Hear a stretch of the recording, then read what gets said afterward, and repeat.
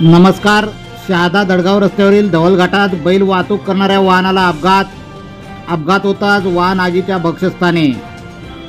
नंदुरबार जिल्ह्यातील शहादा दडगाव रस्त्यावरील धवल घाटात बैल वाहतूक करणाऱ्या वाहनाला अपघात झाल्याची घटना आज दुपारी घडली.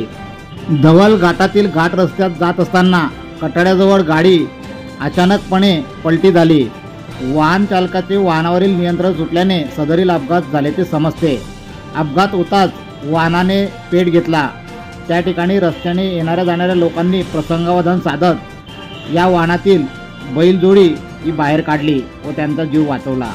घाटात वाहनाने पेट घेतल्यामुळे बराच काळ रहदारीला अडथळा निर्माण झाला होता. आपण बघू शकतो या ठिकाणी वाहन पूर्णतः जळून खाक होताना दिसत आहे.